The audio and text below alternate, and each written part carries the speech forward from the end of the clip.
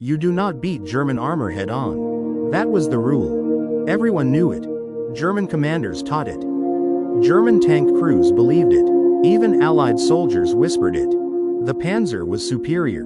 Thicker armor, bigger guns, better optics. And facing it, they said, was an American joke. The M4 Sherman. German reports called it a Tommy cooker. One hit, and it burned. They measured tanks by duels. One tank against another. By that logic, the Sherman should lose. Every time. And for years, that belief held. In North Africa, in early clashes in Europe, the rule seemed unbreakable, until 1944. Until one American tank crew started proving that the rule itself was wrong. You are 25 years old. You grew up in Texas, fixing engines, learning machines by feel instead of theory. Your name is Lafayette Green Poole. Everyone calls you Leif. You are not an officer. You are a staff sergeant commanding a single Sherman tank named In the Mood. By August 1944, you have already landed in Normandy. The hedgerows have chewed through men and machines alike. German armor waits behind every village. Tigers, panthers, guns that can kill you from over 1,500 yards. On paper, your tank is inferior. Your frontal armor is about 51 millimeters thick. A panther's gun can punch through it at nearly twice the distance you can reliably return fire. But that is not how you fight wars. You fight wars with radios that work, with crews trained to reload in seconds, with logistics that replace losses overnight, with tactics built around speed, coordination. France opens up, wide fields, long roads, perfect tank country. German crews believe this is where Shermans will finally be slaughtered. They are wrong, and you are about to show them why. August 1944, near the town of Mons, Belgium. Your Sherman moves at the head of a column. The engine growls. The steel vibrates under your boots. Inside the turret, it is hot, loud, tight. You smell oil, sweat, and cordite. Suddenly, movement. A German convoy. Trucks, half-tracks, and tanks. You do not stop to debate. You order fire. The gunner swings the 75 millimeters. Boom. A German truck erupts. Flames leap. Men scatter.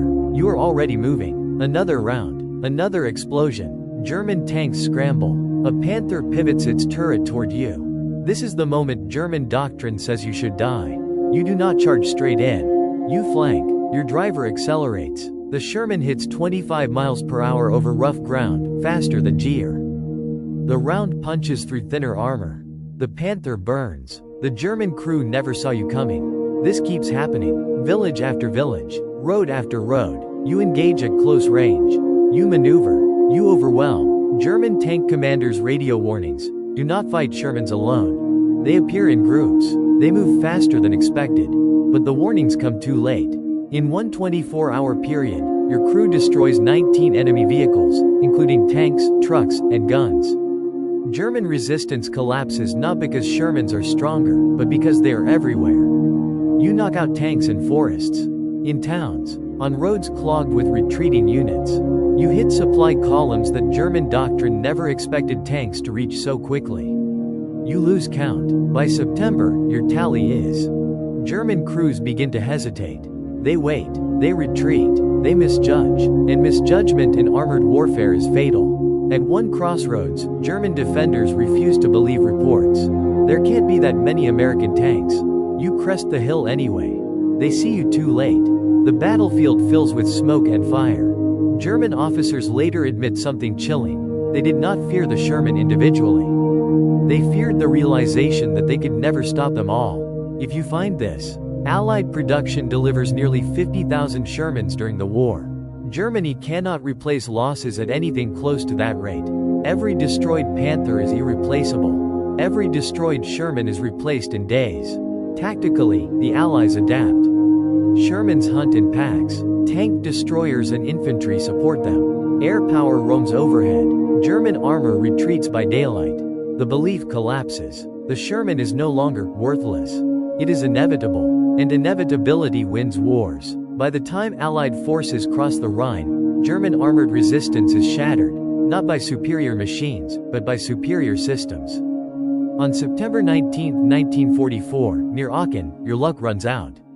An 88mm shell hits your Sherman. The blast wounds you severely. Your war is over. You survive. You are awarded the Distinguished Service Cross. You return home. You live quietly. You never command another tank.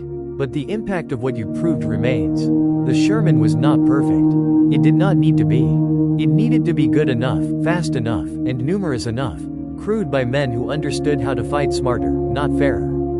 To this day, military historians still debate machines. But soldiers remember outcomes, and outcomes remember crews like yours. If this story moved you, please hit that like button. Every click tells the algorithm this piece of history is worth remembering. We're dedicated to rescuing these forgotten stories from the archives.